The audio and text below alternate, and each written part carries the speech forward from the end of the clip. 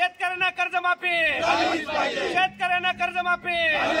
आणि कोण म्हणता देणार नाही. शेतकरी एकजुटीचा, शेतकरी एकजुटीचा.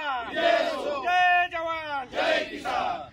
भारत हा कृषी प्रधान देश आपण समजतो, पण या कृषी प्रधान देशामध्ये शासनाच्या चुकीच्या धोरणामुळे शेतकऱ्यांनी आज रोज 8 शेतकरी आत्महत्या करतायत या शासनाच्या चुकीच्या धोरणामुळे. पण याकडे हे महायुती सरकार कुठल्याही प्रकारे लक्ष देत नाहीये.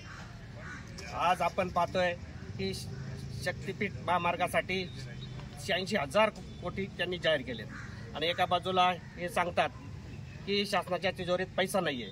मग पैसा नाहीये म्हणजे फक्त शेतकऱ्यांसाठी नाहीये का? एका बाजूला तुम्ही 86,000 कोटी जाहीर करताय.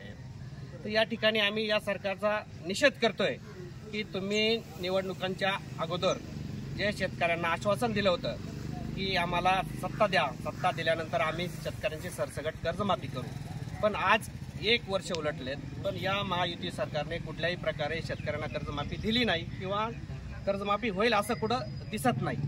पण या ठिकाणी आज बच्चू भाऊंनी जे आंदोलन सुरू केलंय पूर्ण महाराष्ट्रभर, आज त्यांचा चक्काजाम आंदोलन आहे.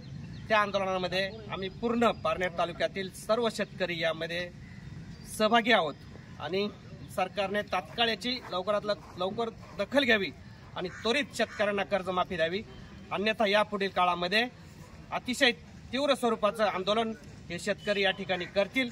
याची तात्काळ दखल घ्यावी आणि शेतकऱ्यांना कर्जातून मुक्त करावं अशी आज या ठिकाणी आम्ही मागणी केलेली आहे.